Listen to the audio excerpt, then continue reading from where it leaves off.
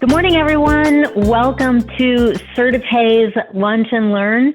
We're really excited to have you with us today. I'm your host, Rachel Camella, and I'm here with Cindy Merkel from our HR consulting team, and we have some other CertiPay members on today as well. So glad everybody's here. We've got Scott and Sarah and Janet, Joanna. So welcome, everybody. We wanted to do this webinar today exclusively for you guys, for SGI. We talked about these topics at EXPO, and I know that this year attending the Fall Expo was a little bit of a challenge for some people, so I wanted to make sure everybody had the opportunity to get this information. And one of the biggest takeaways we got at EXPO when we did this presentation was we didn't have enough time. And so we wanted to do it today for all of you guys and give plenty of time to get through the entire presentation and answer every question that comes through. So I hope you have your lunch or your breakfast, your coffee, and a big glass of ice water, and you are ready to go because we have a lot to cover. And again, Cindy and I are going to keep an eye on that chat. So if there's something super timely that we want to address right away, we will. Otherwise, we'll save all the questions and go over the Q&A at the very end. Cindy, good? Yep, I'm ready when you are. Okay, let's go. So today we're going to talk about all of these things that have come up this year as a result of COVID, and then a few other little places where you can save money sprinkled in, just to make sure that we can help you any place we can. So we're going to talk about the CARES Act and tax credits associated with that, the FFCRA and those tax credits. This is the Families First Coronavirus Response Act. And one thing that was, this has been around since the very end of March, and we've seen quite a bit of people using this. It's basically paid leave as a result of COVID. And so we came across some of the people at EXPO that really had never even heard of this and didn't know that it was something available. So a really important benefit that we've gotten from the federal government. So we're going to cover all of those pieces. Some hidden payroll savings, some things that you might be able to do. I know this is a really difficult time, and your business could be doing great.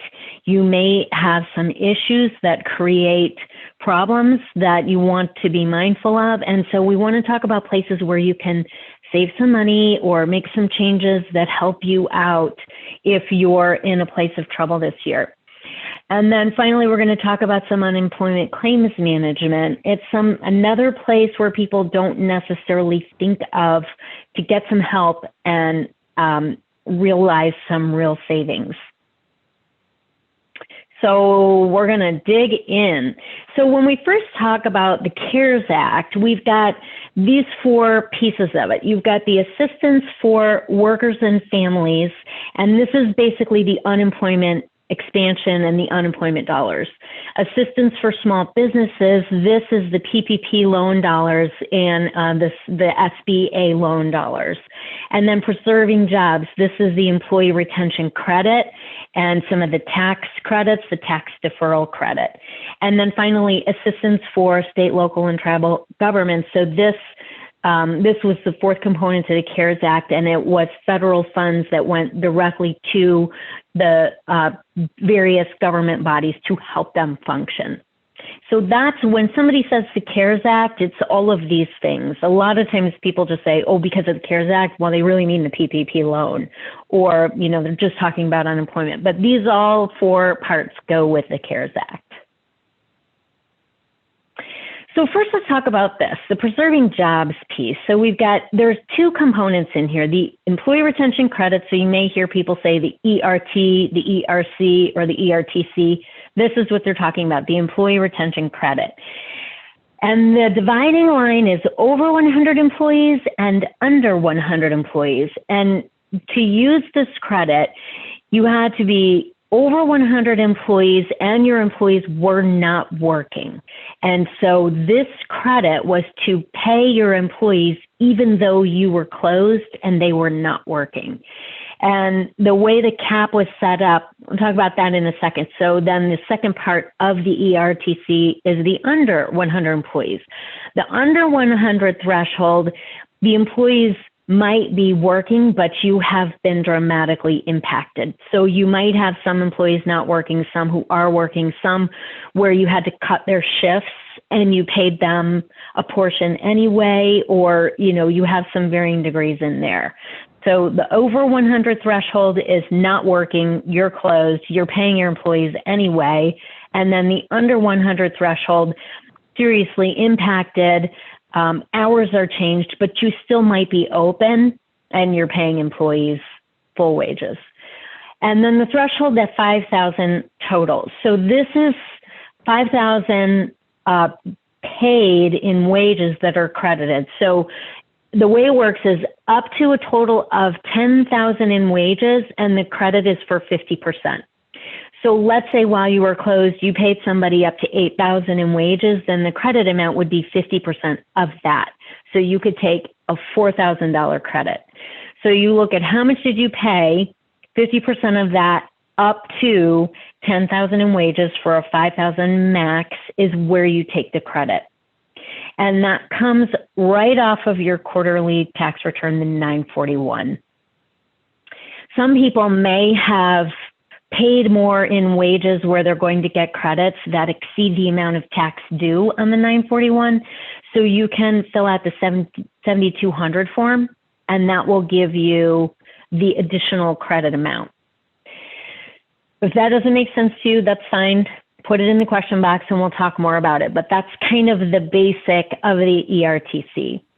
Now, if you got the PPP loan, you cannot use the employee retention credit. Even if your loan period is finished and it's after the loan period, you cannot use the employee retention credit after that. So if you have the PPP loan or you got the PPP loan, you cannot use the employee retention credit. One of the things with the CARES Act and with FFCRA, with any of these credits, the regulations and the theme throughout has been very careful not to double dip. So this is one of those places where double dipping is a possibility, so don't do it. If you got the PPP loan, you cannot do the ERTC. Okay, and then the tax deferral. So this is another credit piece. The way this works is you can postpone your Social Security taxes due, 50%. So you can take, you can postpone all of your Social Security taxes due, and they will get postponed to 2021 and 2022. So 50% due at the end of 2021, and the remaining 50% due at the end of 2022. And this is for Social Security taxes this year in 2020. So you can defer the Social Security taxes throughout this year and push them off to 2021 and 2022. How we doing, guys? Good? So far, so good, Rachel. Keep going. All right. Very good. So now we're going to talk about the Families First paid leave. So this is Families First Coronavirus Response Act, FFCRA, and it is paid leave for coronavirus reasons.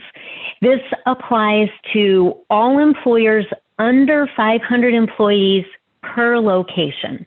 And the concept here is if you have more than 500 employees at a particular location, you probably have a pretty hefty paid leave program in place. So you didn't need something like that added. But this is for the people who are under 500 employees per location. All the employees are eligible, regardless of how much they've been employed. And then for the expansion of the FMLA piece, they need a 30-day minimum. So we'll break that down in just a second. This is two different components. There's the first section, which is up to 80 hours of paid leave or up to 2 weeks of paid leave. And then the second section is an additional 10 weeks connected to childcare issues. So we'll cover those more in just a bit. And then you've got full pay and partial pay. It is full pay if if the reason is for the actual individual employee, and that has a daily cap of 511.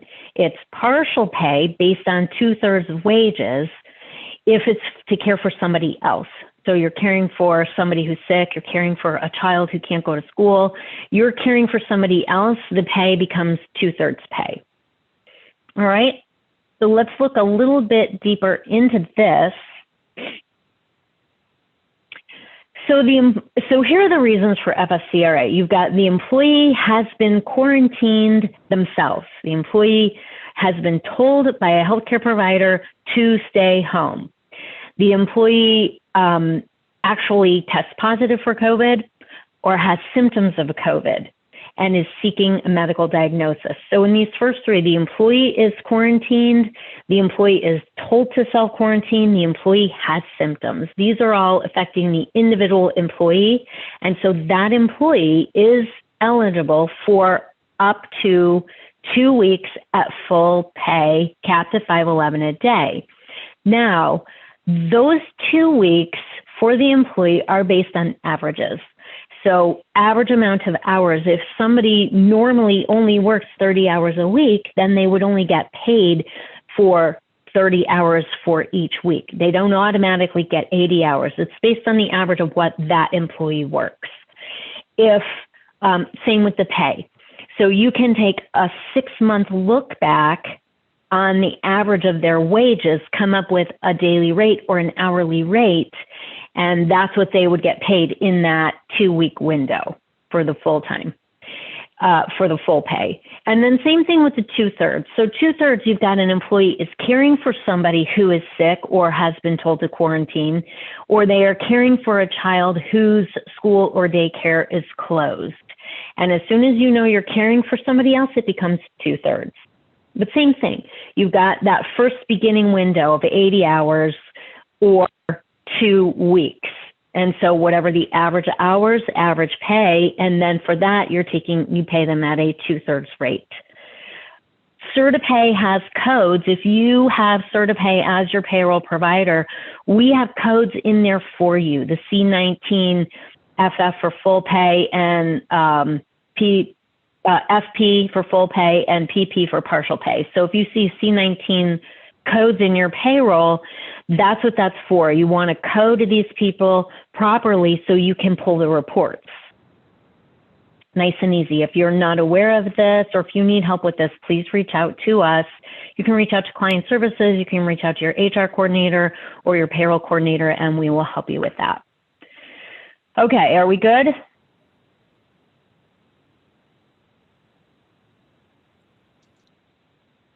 Yes, Rach. Sorry, we're good. Calling Cindy. Cindy. Bueller. Okay. So paid leave versus layoff versus choice. This was the question, we got quite a bit in the very beginning. And the business, so let's break it down. You've got your business is open and operating. You have work available. You need your employees to work. But the employee cannot come to work because of COVID. That's what the paid leave is for. You're open, you're operating, you're functioning. Your employee has a COVID situation and can't come for one of those specific reasons. That is paid leave. The employee is able and willing to work, but the business is closed or ordered to close. So it's the reverse. So your employee's fine and wants to work, but you're not open. This is eligible for unemployment. That would be considered a layoff or a furlough or, that direction. That employee is eligible to apply for unemployment. And then the final piece there is the employee, you're open and functioning, you need your employees, and the employee just doesn't want to come in or doesn't trust you or doesn't think you're doing something, whatever it is. They're allowed to, they have that choice. They're allowed to do that, but there's no pay option available to help them if that's their choice. So you've got open, employee has COVID or a COVID situation, paid leave. You're closed, your employee wants to work and is willing to work, that's unemployment. Or I don't want to come in because I don't feel like it, that's a choice, there's no pay for that. I think I skipped over, I want to go back just a bit to our FFCRA because we didn't talk about the expansion piece. So the expansion of FMLA under the FFCRA is for childcare. So after the initial 2-week time period that we talked about, there is an additional 10 weeks beyond that where 2/3 pay applies. And this is very specifically for childcare purposes. I know I have childcare slides. Oh, there it is. We're going to get to it in just a second. So how do these dollars get paid? Well, you take the credit right on your 941, same as the ERTC credit. This one is very similar. And it applies to both the emergency sick leave that we talked about and the expansion of the FMLA that we're just about to talk about. If you pay people under the FFCRA program, then you can immediately take the credit against your payroll cycle or against your 941 on the quarterly return. And same thing, if you have paid more in wages than you expect to pay in taxes, you can do that 7200 form, and that will help you get the credit faster. And from what I understand, the IRS has been providing the credit within 2 weeks, so it's functioning pretty well. And especially at this point, you know, we're way down the path, and so a lot of people have been using this for months now. And keep in mind, it is a dollar for dollar credit. All right, so now let's talk about the expansion of the FMLA. So this is for childcare purposes. You've got that first 80 hours, 2-week window to cover any of these things. So if somebody's sick or childcare, whatever, the first 2 weeks fall under the first part of it.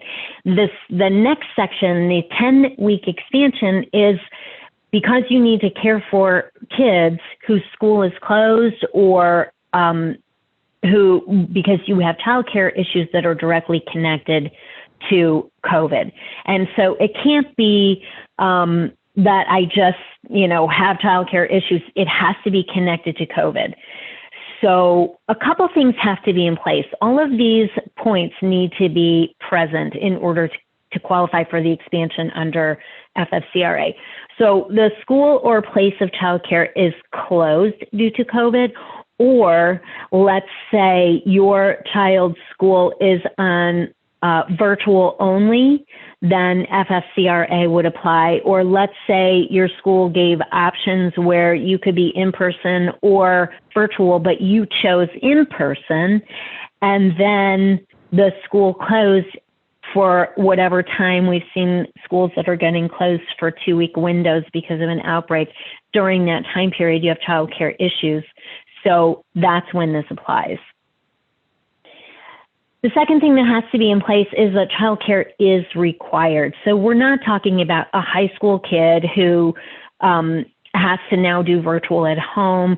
This is not somebody who needs childcare unless there is an extenuating circumstance. But for the most part, we're talking about small children who can't be left unattended. The third thing is the employee is unable to work or telework because they have to provide the care. So if you can make accommodations where somebody can still telework, then they're still working. They don't need to be on the FMLA expansion. And finally, the employee is the only one who can provide care during those times. So you might have a 2-parent household where one parent is deemed an essential worker. So maybe they're a first responder or in the medical profession. They would be deemed necessary and not able to stay home for FFCRA. So that's a case where you might be the only parent who can care, or the only care provider. It might also be you have somebody, let's say you have a stay-at-home parent.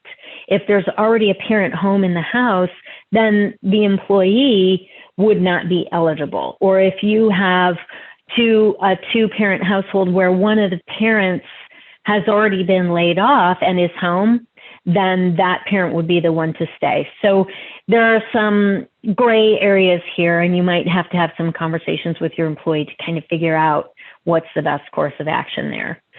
And the other thing is, you know, if the child's normal healthcare provider has COVID or is unable to provide the care, then this would be in place as well. All right, couple of quick examples.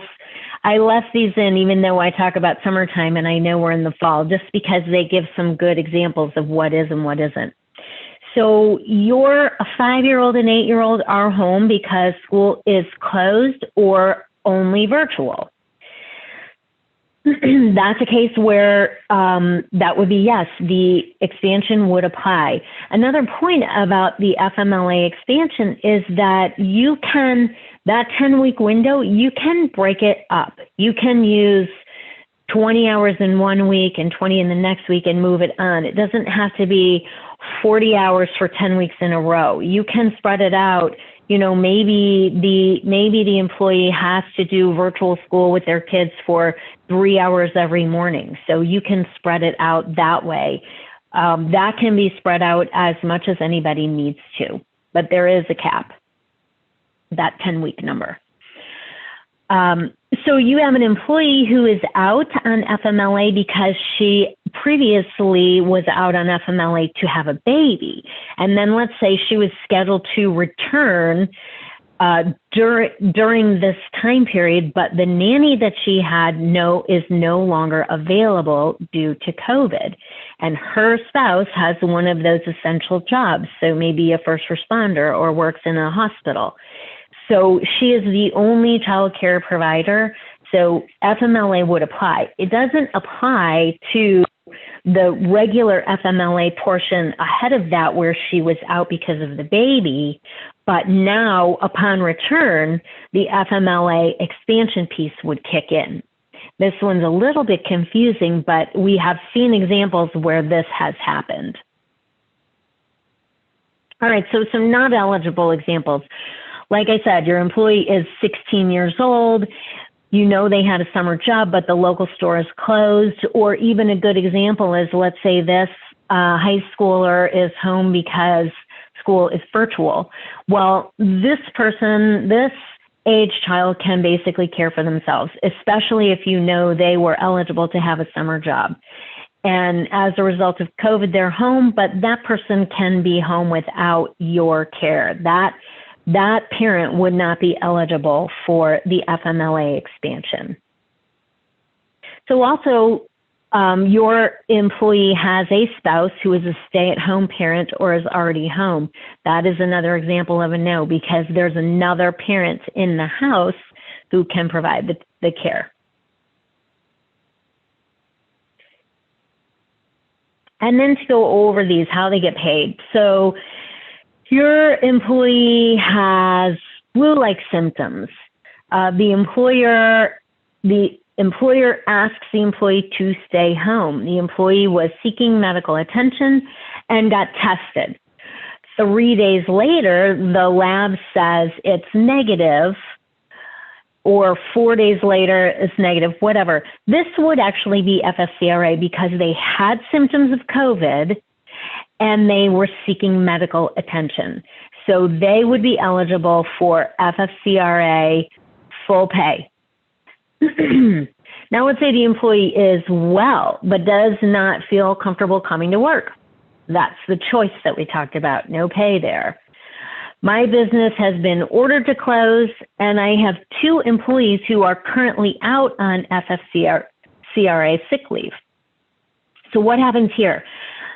Because they are out on sick leave when the business is open, that's the FFCRA. At the point when the business is ordered to close, they're no longer open, the curtain goes down. At that point, they don't have to pay them under FFCRA any longer. They would then be eligible for unemployment. An employer is temporarily closed due to lack of business. Same thing, eligible for unemployment. the employee has already used 80 hours or 2 weeks of that sick pay due to COVID back in the beginning of the month, and now they're sick again, or even back in April. Let's say they used all 80 hours back in April and now they're sick again and test positive again. So that 80 hours, that first 2 week window, once that's used, that's gone. It is available through the entire year, goes through the end of the year, but for each individual employee, there is a max. So just because they may have used 80 hours in April and now they're sick again, they don't get 80 more hours. So for that person, you want to have the conversation, figure out, do you have any sick pay available? Do you have PTO that you offer? Have they accrued any time off? Or do you want to just allow them to take unpaid time off for that window? But once that FFCRA limit is reached, they don't get more time under that program. So this is the question. Can I require my employees to get tested? Well, the answer is yes and no. And yes, you can only ask them to get tested if the job that they do is a direct threat to the health of other people. So for the majority of us, the answer is going to be no. And so we can't do a blanket statement of you have to get tested. It's just, you're talking about a medical test. You're talking about a medical procedure. We can't ask people to go get tested for anything. So this is no different. You want to be very careful about it. You can ask them, if you do go get tested, would you please let me know what the results are? But if you just make a blanket statement, you're potentially opening yourself up to a little bit of risk. So we want to be careful there. Our recommendation is not to require any kind of testing like that, but it's okay to have the conversation. You know, now is a time when we really do have to communicate and make sure we're all on the same page. You don't want somebody coming in who is sick. So it's important to have the conversation and ask your employees to be honest with you and help you with the information. Couple more scenarios. So what if my employee had a small gathering at their house over the weekend with 10 coworkers, and then they come down with symptoms. Turns out maybe they test positive, and now you've got a situation. This is actually a real life example. And, you know, we've seen many examples like this. So it's probably wise to encourage people not to gather, and certainly not to gather inside in a small confined space for any amount of time. But you could be in a situation like this where you know somebody had a gathering. We did have a client, and they took a lot of precautionary measures early on. They spread the employees out. They made sure people were outside. They drove in individual vehicles. They were using gloves and masks and PPE. And then next thing you know, they had huge numbers of positive tests, employees test positive to the tune of double-digit numbers. And so I said, what the heck happened? You were so careful about everything. And then she said, well, I found out they all had a Memorial Day barbecue. And sure enough, they were all together in one employee's house, and 20 of them test positive a week later. So, you know, encourage people to follow CDC guidelines right now. Gathering is a little bit risky. If you're going to do that, make sure it's outside events and take precautions, follow CDC guidelines. And again, you know, what is your company's policy on that? What is your company's policy on your safety guidelines within your business? And you can't tell people what to do at home and whatnot, but it's okay to educate people and inform people and make sure people are aware of some general safety guidelines, because the success of your business depends on it. So, you know, you can't tell them exactly what to do, but you could share information and encourage them to follow CDC guidelines. Oops,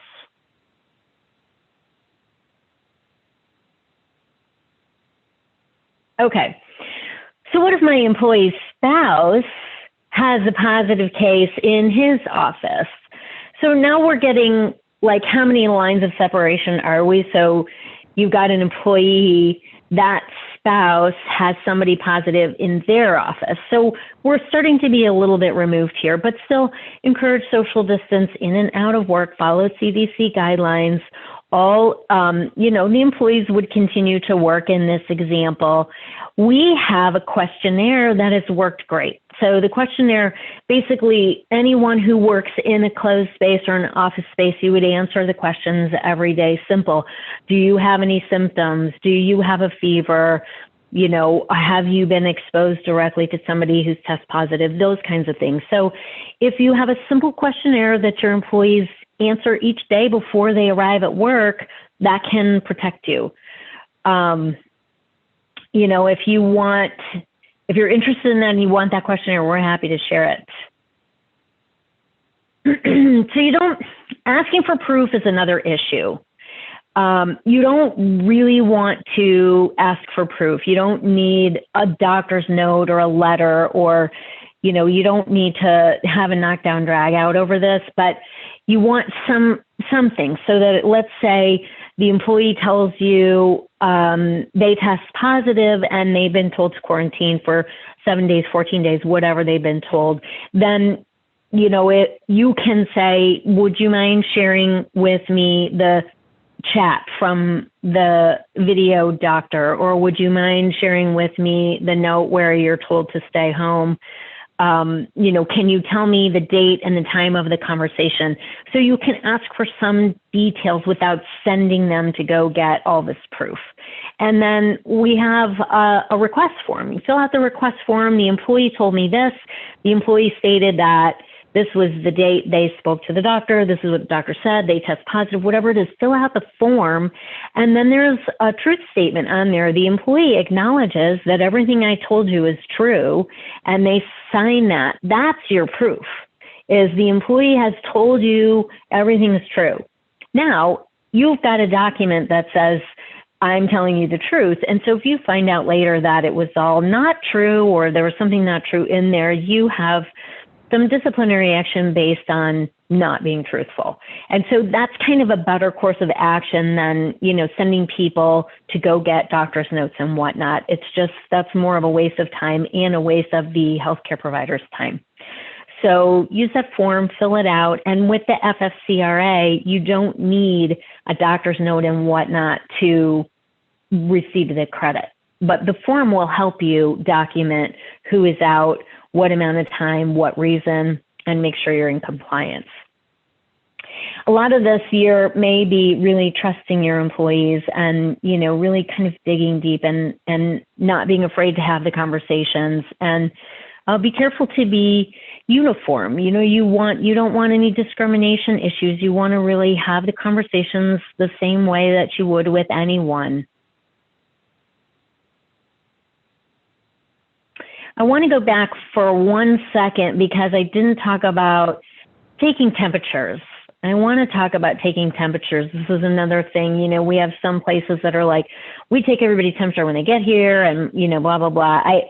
It's another place where CertaPay is not recommending that as a best practice because there's a couple things going on. Number one, having a temperature doesn't mean you have COVID.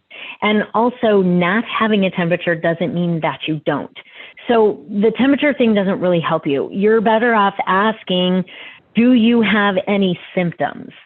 Have you had a fever? So have the conversation. It's better to ask or use that questionnaire where it says, do you have symptoms? Have you had a fever? Instead of actually taking the temperature. I mean, somebody may have ridden to work in a car where the AC wasn't on and they got hot because the windows were down and the AC wasn't working. And so when they got to work, they were overheated, but doesn't mean they're sick. Or somebody may come to work in the morning, no issues, no problems, develop a fever and symptoms later in the day. That person is potentially contagious, but you missed it. So the temperature thing is a waste of time. And the final thing that's a no-go on the temperatures is now you've got confidential health information. So what are you doing with the information you get from taking temperatures? Did any other employees witness or see the results of the temperature taking? This is protected health information. So if you are doing this and you choose to do that because you want to and you think it's the best practice, be very careful about how you file and store the information you get from that. You have to make sure you're in a private space where there's nobody else around who could witness anything, and you need to protect that information. So if you want to do temperatures, be careful, have a procedure in place that protects you and keeps you safe and protect the information you get from it. Or scrap it, it's a waste of time. How are we doing? Is everybody still awake? Yep, we got a few questions, so when we get there, I'll get them to you. Okay, so we're going to go on to PPP. Do we have questions that are FFCRA? Maybe we can answer some of those before we go on. Absolutely. Okay, the first question is, what if our guy is an essential worker, but his wife makes more money, so he wants to be the one to stay home with his child instead of her? Is that their choice, or can we, dictate that the essential worker must work? So this is a tough question, because if he's an essential worker, or if the employee is an essential worker, they're not going to be taking time off. If the essential worker suddenly is able to take time off, then they wouldn't be essential. You know what I'm saying? So there's something tricky there. If the employee is able to take time off right now, then they would not be considered essential. Right. So basically, an essential worker would not be allowed time off due to the essential nature of their job. So that's right. They were going to, even if they were granted, even if they had PTO, it wouldn't be granted by the employer.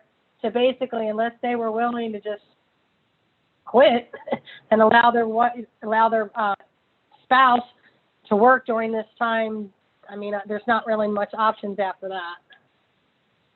Yeah, that's a little bit of a tricky one, because, and again, this is a time when you need to communicate with the employee, find out what's really going on, and is there a way to split it up? Is there a way to say, listen, we need you in the office. We need you to be here. Can you just work Monday, Wednesday, Friday? And then the spouse stays home Monday, Wednesday, Friday, and then they flip-flop Tuesday, Thursday.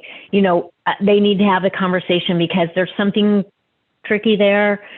That's both worlds.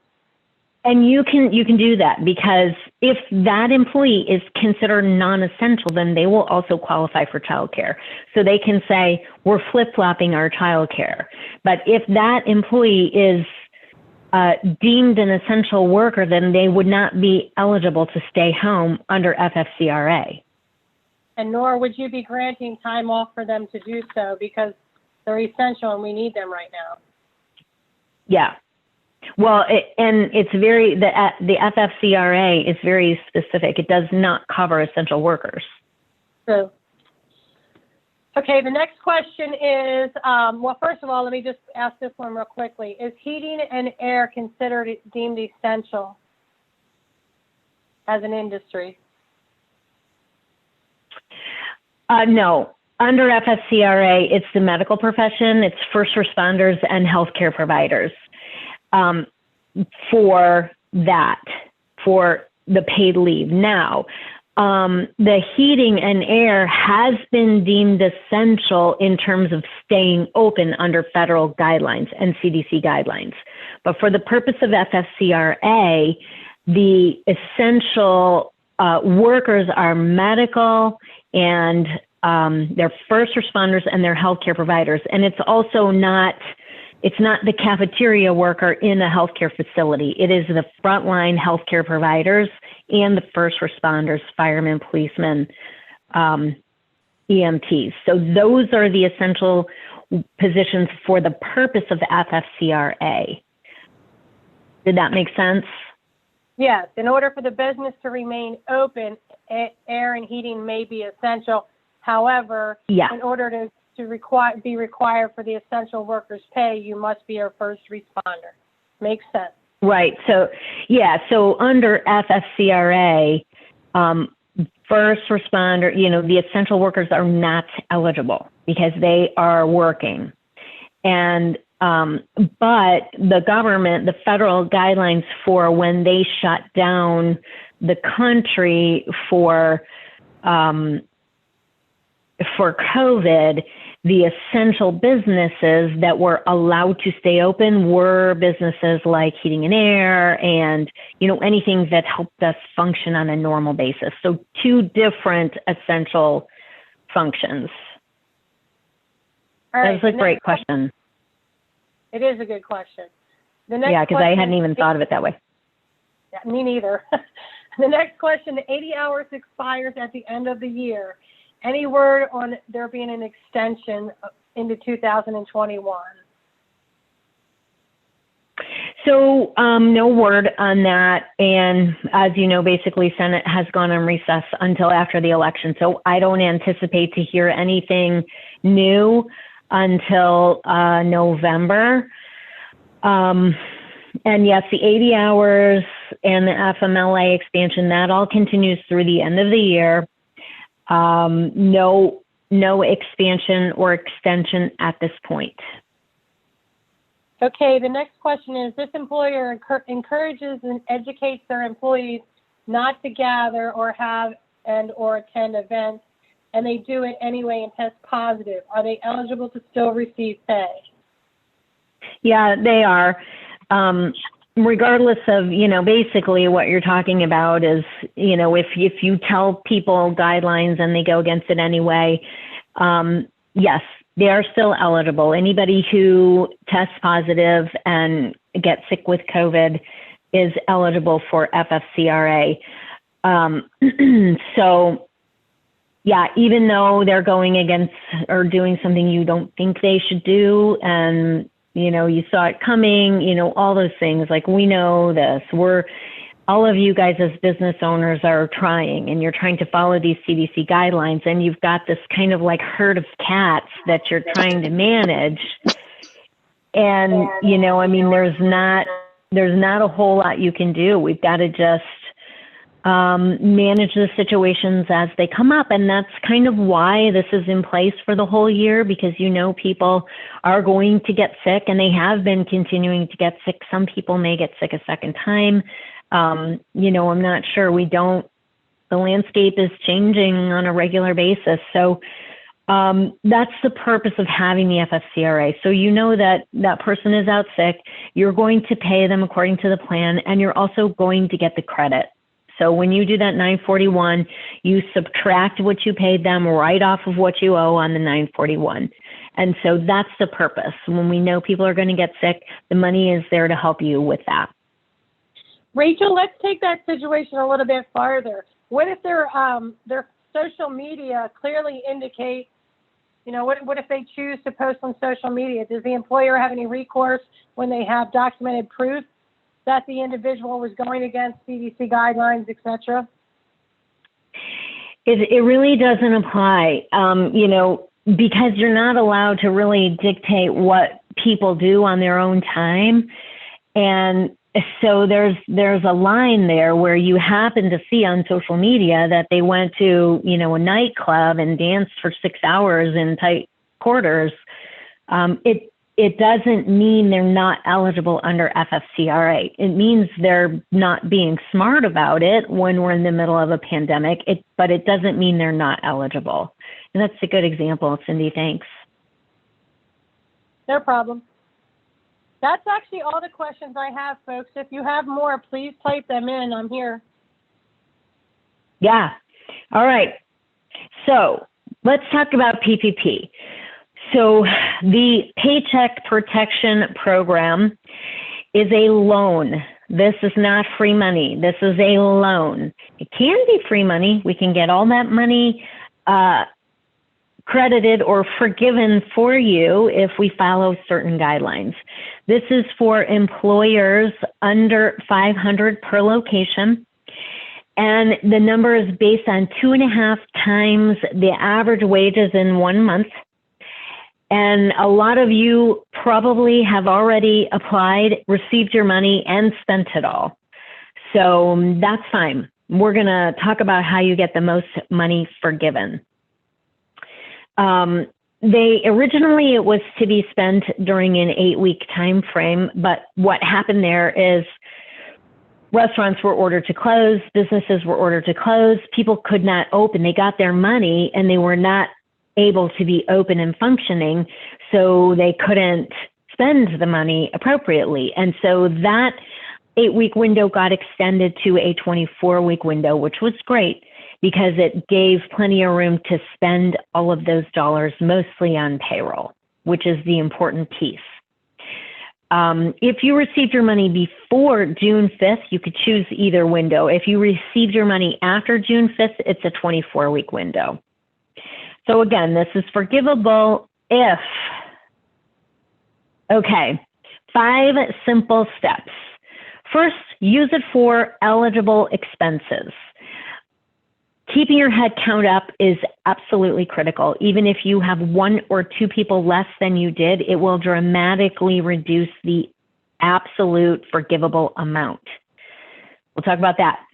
Keep your wages up. So if you dropped your wages during the shutdown and during the initial part, then as soon as you got your loan dollars, you want to pop those back up. You have to actually apply for forgiveness. You can't just forget about it and hope it goes away. It won't. It is going to be a loan until you finish the application process. Document everything. You have to have documentation to back up everything that you do and everything that you say on your forgiveness application. Easy, yes?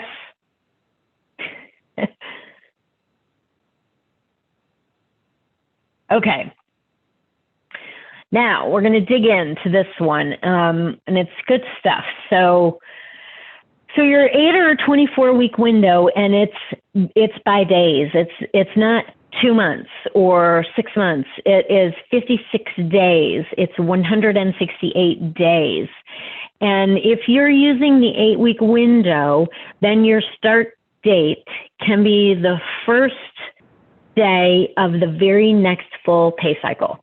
Okay, so I know we've gotten this question quite a bit, like what if I got my money on Tuesday and our pay cycle starts on the following Sunday? Then just shift the start of your 8 weeks to that Sunday.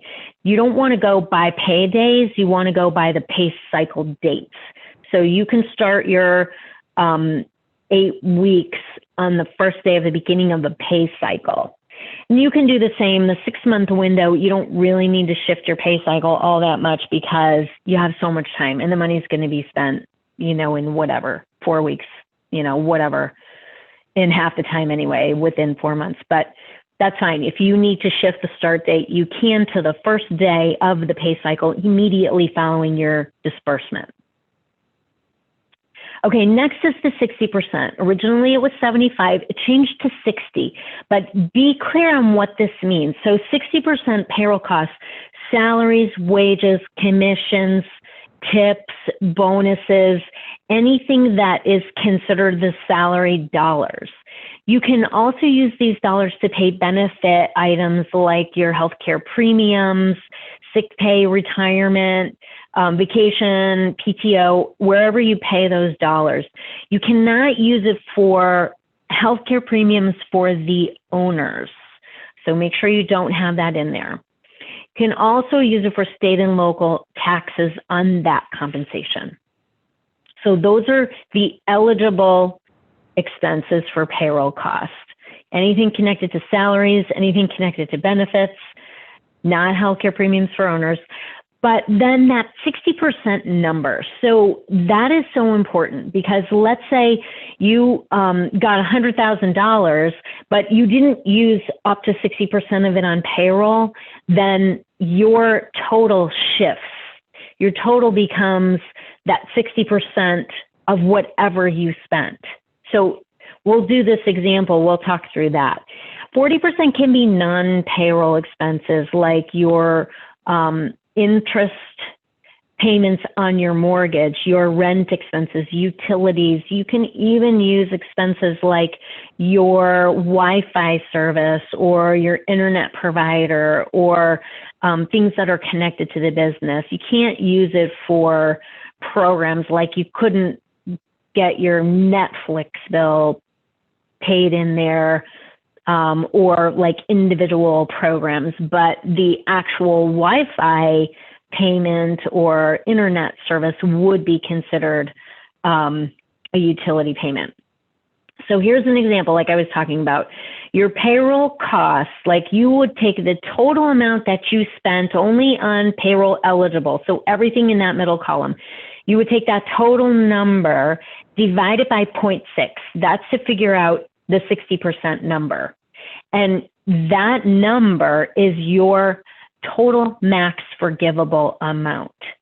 So like I said, let's say if you had a loan amount of 100 and you only spent 50,000 on your payroll eligible expenses, then what you've got is that 50,000 divided by 0.6 equals 83,000. So your max forgiveness amount, because you didn't spend it all on wages, is only 83,000.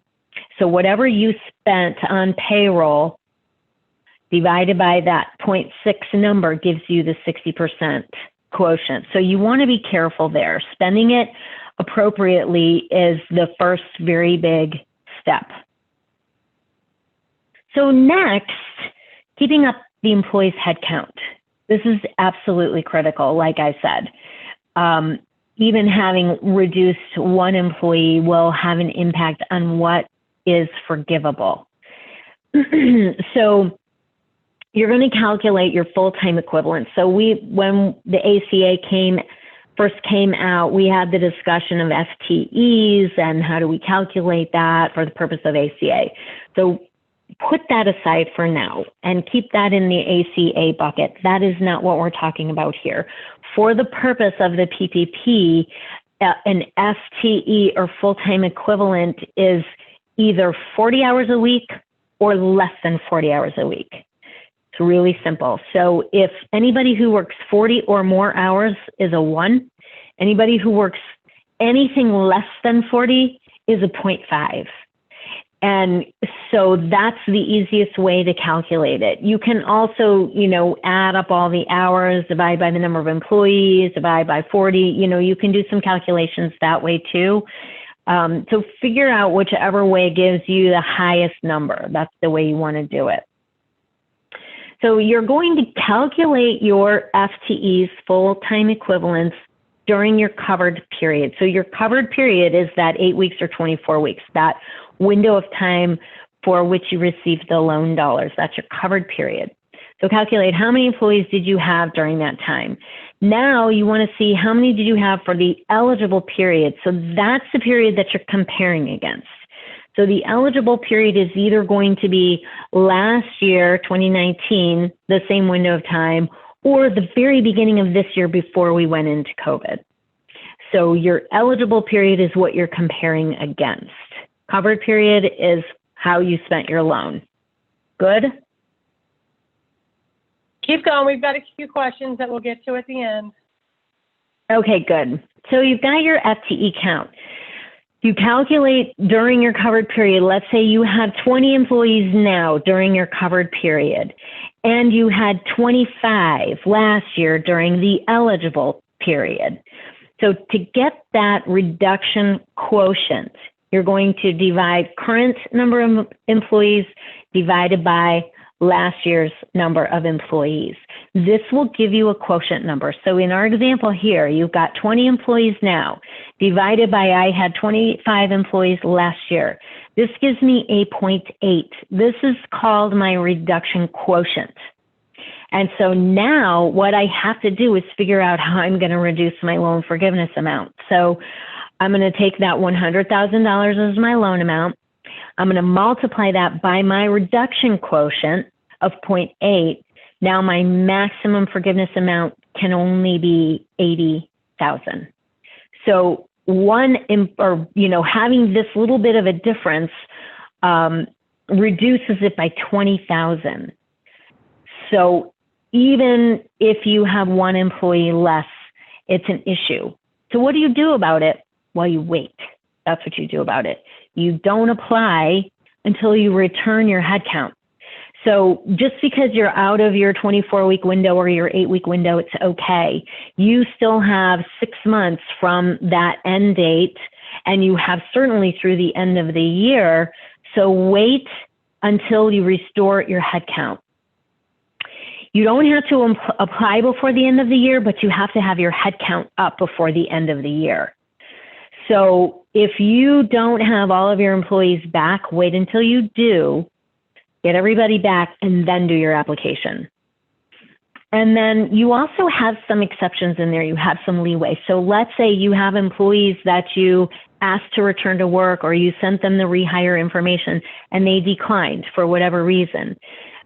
You can use that information. So keep the offer letter, keep their declination to return, and that gives you one exception. So in your headcount, let's say they had 2 employees that they rehired and they chose not to come back.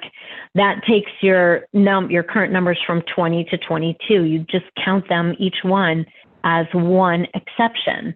And you keep that back up and you count that toward your headcount. Now, let's say you have an opening and you hire somebody to return, they decline, but then you fill that position with somebody else. That's not an exception. That still only counts as one.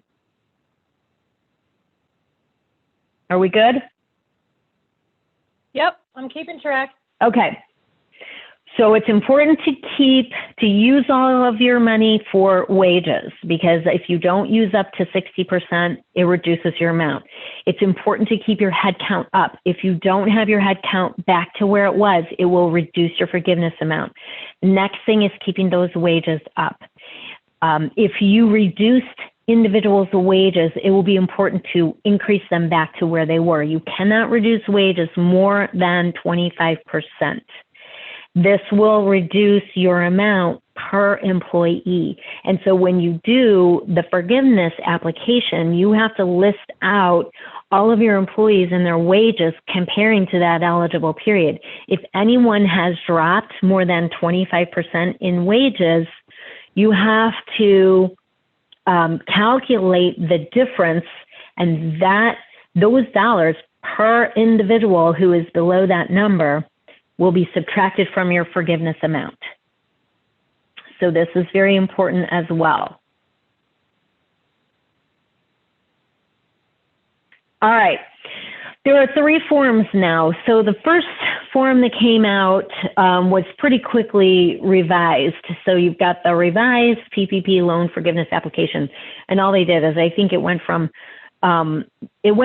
actually 13 pages to 14 pages, but what they did is, in the first document, they had all of the directions throughout, and the forms, they were all mixed in. So all they did is separate the directions from the forms.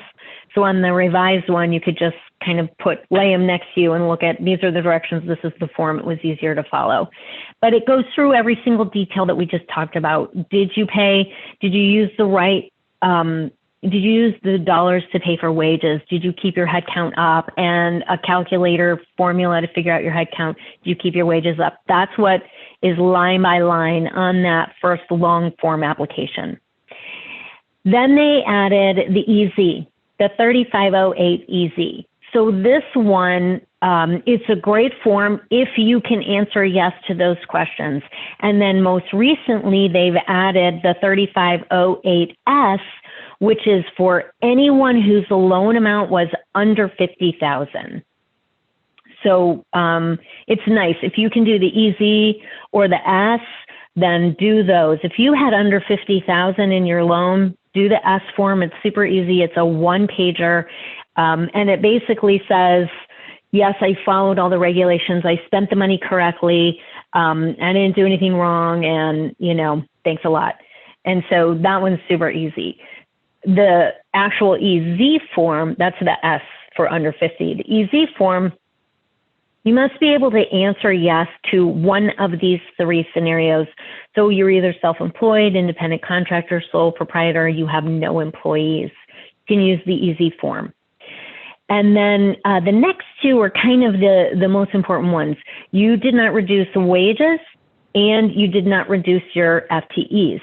So if you know that your headcount is up and your wages are correct, do that easy form. And then finally, you can answer yes to this one. You did not reduce wages of any of the employees and you were unable to operate at the same level. So there's a lot of you out there who you may have gotten more than that 50,000 number. So you can't do the S, but you can definitely do the EZ. And if you need any help with this, please reach out to us. We have, you know, again, if CertaPay does your payroll, we have fantastic reporting available that makes this easy. We have a lot of things we can do to make this easier for you and provide you with the backup. Something important to know that when you turn all of this information in with your application to your bank, they are not obligated to independently verify the data you give them. They're only obligated to check off the box that you did give it to them. So you're going to give them all these spreadsheets and backup and your employee count and how you got to that. They're not going to look at it. They're only going to look at it. Yes, they have the correct amount. Yes, they gave me the document. Yes, yes, yes. That's it. They're not going through it with a fine-tooth comb. All right. Are we good, PPP? Any questions on that? You want me to go ahead with the questions? I have four technically. Would you like to stop and answer those now? Yeah, let's talk about those. All right. The first one says we got our money on 5/1 and pay our employees weekly. What is the benefit of opting for the 24-week period?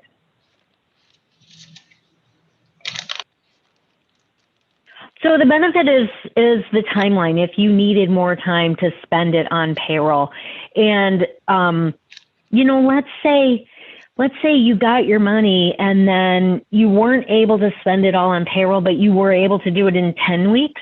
And that's great. You can still apply early. You don't have to wait until the 24 weeks is gone before you apply.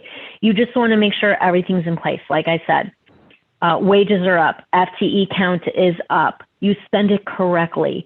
You know, those are the important things. And then you can do your application whenever you're ready. The next question, are cell phones allowable? Yes, that is considered a business expense. So if you pay the cell phone bill for your employees or for your business, whatever it is, that is considered a fixed expense. I believe you've already answered. And what we're finding, oops, sorry, Cindy. What we're finding is that most people have spent the majority of the dollars on payroll anyway, that the expense number is, you know, you throw your rent or your mortgage insurance or your electric bill in there and whatnot. You throw those in there, you're maxing out that piece anyway. I believe you've already answered this, but the statement is it true for businesses that receive $50K or less that the one-page forgiveness application does not require a lot of detail and calculation? That would be a yes. Yeah. And, you know, I have it up, in fact. Let me just jump out of here one quick second. I'll show you.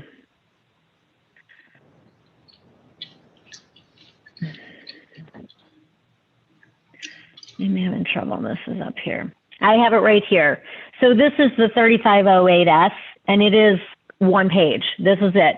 So it's asking about your loan number, your loan amount, your forgiveness amount, and then you basically check the box that says, yes, I did everything right. That's it. It's this box right here, you initial. I spent it right. I included payroll 60%, you know, all that information. And then you acknowledge here, you know, I'm not lying, I understand, blah, blah, blah, and signature. That's the whole thing. The second page is demographics, which is optional. Test, we hear you. Tell me when you're ready for the next question. Let me get back in here.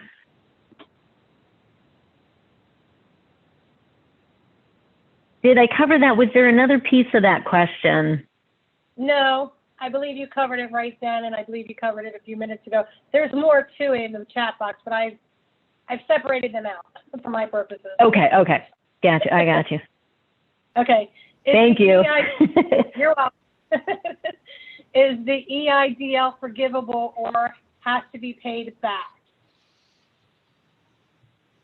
Oh, the EIDL, so that one is a different kind of a loan, and parts of it are, it's a loan. So that one, again, is a loan. So what they did with the EIDL is they immediately sent some people 10,000 or a percentage of wages right off the bat, just to help people get going.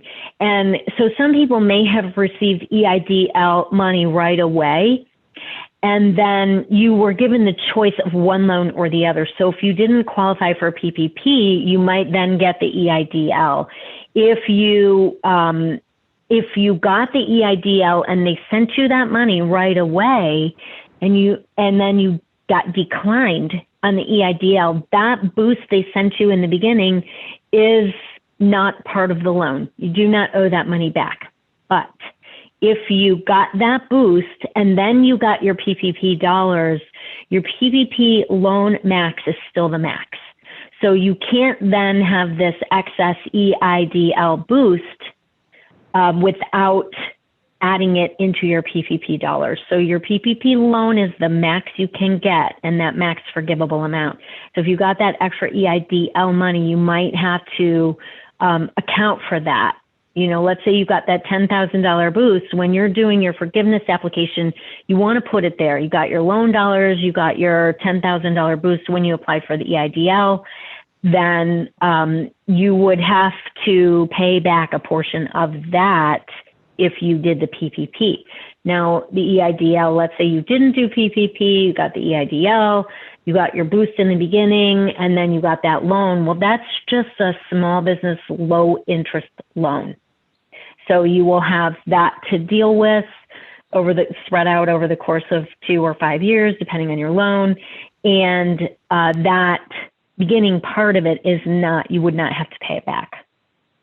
Let me just. I know that answer was all over the place, but it was a good question. Let me just basically summarize to make sure I understand what you just said. So if it's an EIDL loan on its own, you must pay it back. It's just a true typical business loan. If you also receive the PPP money, let's say for 50 grand and the EIDL was for 10, that 10 grand needs to be automatically encompassed and taken right off the top of the 50 from the PPP. So you're sort of on track. The EIDL loans are small business loans for larger amounts of money. And so what the EIDL did is initially people were desperate, so they started sending out these little bonus amounts to people who applied for the EIDL. Those bonus amounts were $5,000, $8,000, up to $10,000. And but those loan amounts are much higher. Those were just a little bonus stipend, like they sent out as soon as you applied, and that was to help you immediately. And so the people that then continued down the path of the EIDL, that first little bonus window does not have to be paid back. It's a little, a gift of money to help with people right away. And then the EIDL would be a loan after that you would have to deal with and follow through the SBA. Now, some of those people who got that little bit in the beginning, that little bonus boost, ended up not doing an EIDL, but they did do a PPP loan. So if you did that, if you're one of those people who got the EIDL boost and you got the loan, you need to factor that into your total, because then your PPP total cannot exceed 2.5 times the wage number. And so if you have your PPP loan dollars and your EIDL, that little bonus chunk, you have to add them together. And you cannot exceed that 2.5 times your wage number. That makes more sense. Okay. Good. Also, yeah, and on all 3 applications, they ask you if you got the EIDL bonus. So it will be factored in on your application. There are a few more questions about this loan. The EIDL, can it be used for something other? Can the EIDL be used for something else to be eligible for forgiveness? And I'm assuming they mean other than payroll. Right. So that EIDL bonus is primarily for payroll. And especially if you got the PPP. If you got the PPP loan, it has to be used for payroll expenses. If you just are doing the EIDL, then no, that is considered a small business loan. So again, you want to be careful about that. It depends. It's not a simple answer. It depends on what else happened. Okay, that was the second part of the next question. So I believe you answered that. The next question is, what if your payroll is 100% of the loan amount over the 24-week period? Can it be used in the payroll category? Yeah, if all the money you spent was on payroll, you're good to go. You don't have to worry about anything. It just has to be at least 60% of it spent on payroll. So if you spent all of it on payroll, that's the point of it. So that is totally okay. Okay, next question. Does the FTE changes matter as long as it's up when you apply for forgiveness? I'm not sure I understand that. Yes, that's right. Yeah. All right. Yeah. So they just want to know that you got everybody back.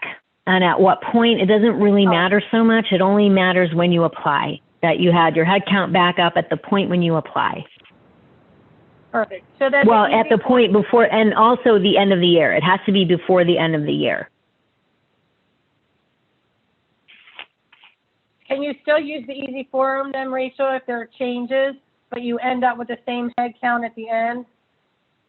As long as you're at the end of the day, you have the same head count. Yeah, as long as you answer yes to the whole question, with a head count. So you didn't reduce wages and you kept your head count up. If you're saying yes to both those things, then use the easy form. Okay, I have another EIDL question. Would the bonus of the EIDL, if not used for payroll, be eligible for forgiveness?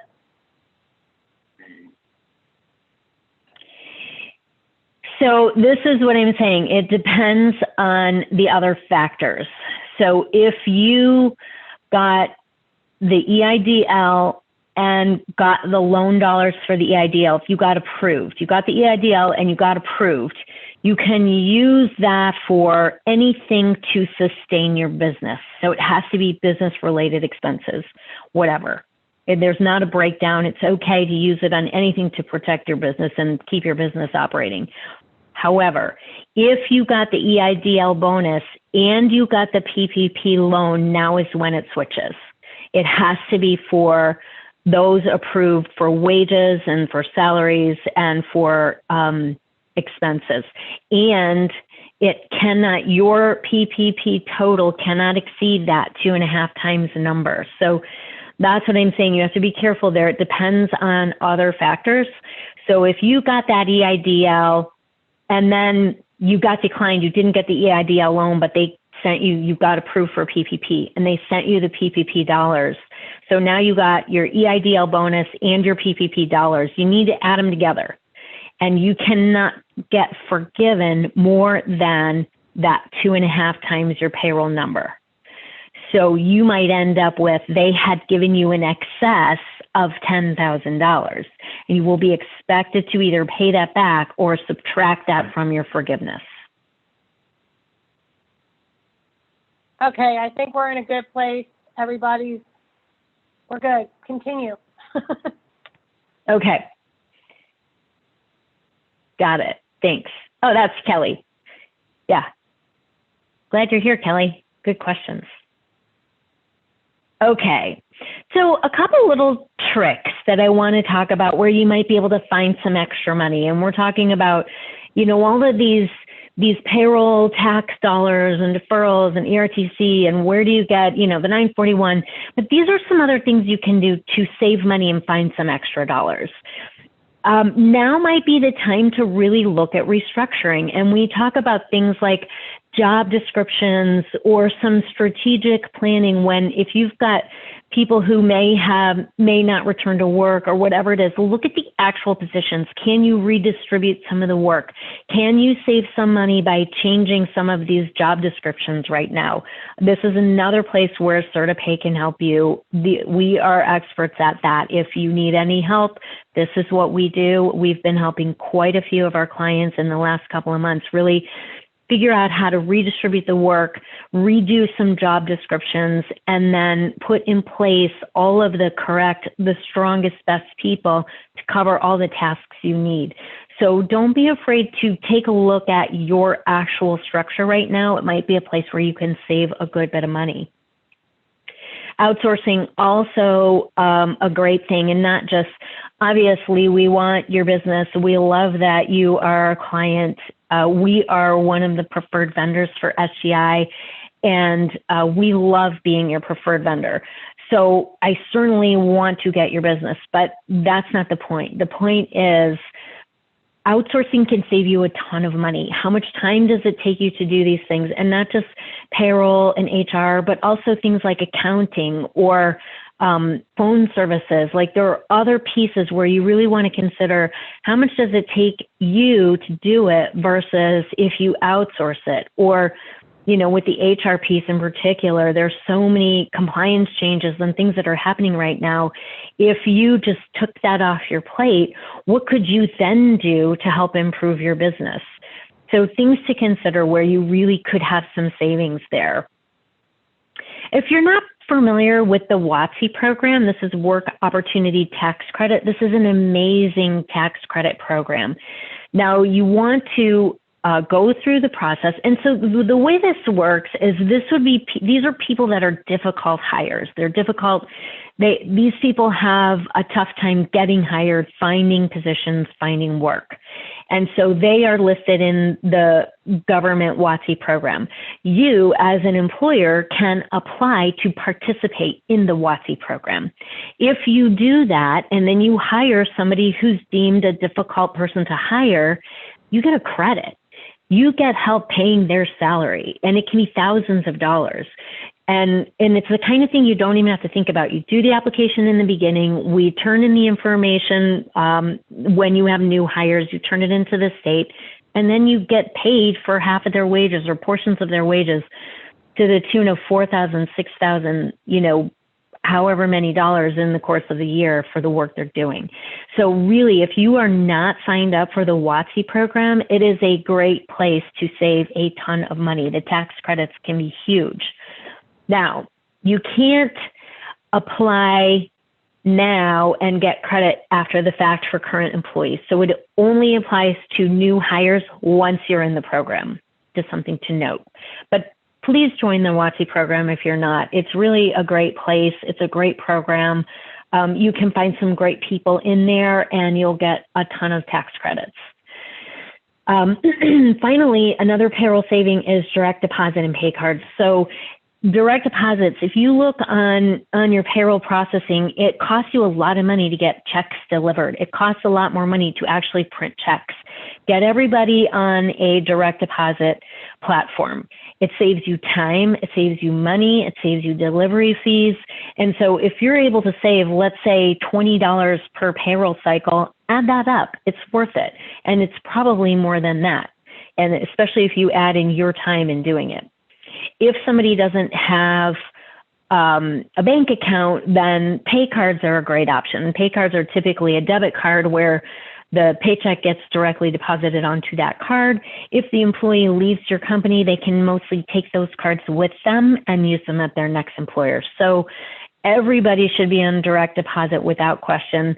And you're allowed to have a policy that says we require direct deposit. So it's okay to do that. And as long as you have to be able to provide a pay card option, you can't just say, we only do direct deposit and then leave them out in the blue. So another place where you can save some money.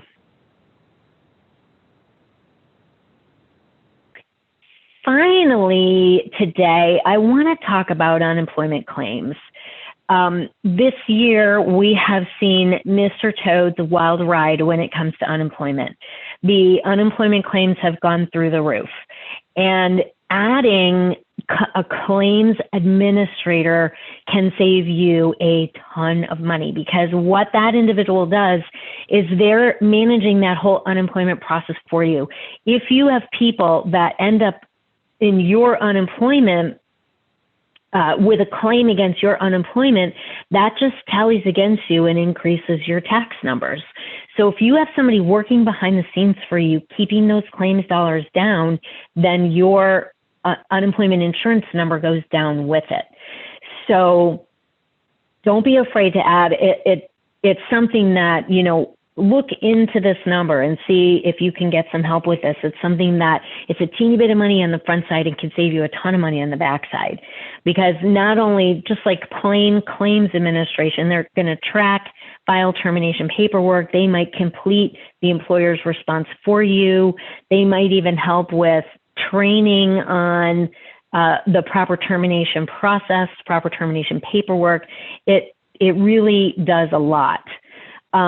If you have somebody to represent you in hearings or phone hearings, the pre-hearing conference communication, the appeals, the files that go with that, contesting claims, get somebody else to do that for you, because you don't want to leave it undone, and it takes a lot of your time. So outsource this one.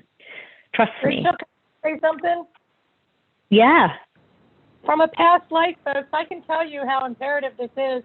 A couple things. One, if you do not respond to the claim and you even if you want the individual and you agree that they should have unemployment, if you do not respond to a claim, you lose all rights moving forward. So with that being said, if I file for unemployment and you fired me and you're disappointed in it, but you don't do anything about it, I could file against you down the road because it goes back 3 employers. Your bucket of money is not alleviated until I've exhausted my portion of it. So it's imperative that you always, always respond to a claim, no matter whether you think, even if you write on there, yes, I agree, it doesn't matter. If you do not make an effort to respond, you lose any rights moving forward. Excellent point. Yep. Yeah, and again, like I said, it's about your time and your money and your energy and resources. Put them in the right places. If you put a little bit into this bucket, then you get a lot of time back and you get money back because you're not spending it on this stuff. Audits, reporting, analysis. This is another thing that if you outsource your unemployment claims management, those people are going to really take a look at what has happened here. What is the history here? What can we close out? How can we get a good analysis of this? What is the unemployment story telling us? And so that is really important information. Evaluate and training the termination process and procedures. Like I said, they might help you with the correct paperwork, the correct process. It's a really nice place to get some help. It will make a big difference. I promise you that. So some final thoughts today. Look for these extra tax dollars. Don't miss anything. We've talked about a lot of stuff today. There are a lot of credits that could apply to you and your business and really help you and make a difference. So look for all those extra tax credits. Be very careful not to double dip. That's the biggest message we've heard from the federal government. So you can't do the employee retention and the PPP. You can't do FFCRA with the same dollars you're paying PPP dollars. You want to be careful about overlap. You can't do FFCRA beyond the first 2 weeks unless it's child care. So there's a double dipping component. Be very careful of there. If you're not sure, just ask. We're right here for you. And be creative. It's been a challenging year for all of us, and we still keep your seatbelt on. We have 2 more months to go, but we're going to get through it. Communicate with your employees, trust your employees, be creative and find some of these other tax dollars so you can keep that money and stay open and stay strong, and keep your business operating and functioning at the best level. All right, any questions? I do not have any more questions as of this moment. Fantastic. Once again, SGI CertaPay thanks you. CertaPay is happy to be your business partner. We look forward to seeing you at every event, and we look forward to working with you. We are here to help your business be successful. And so thank you so much for your time. We look forward to working with you in the future. Thank you so much.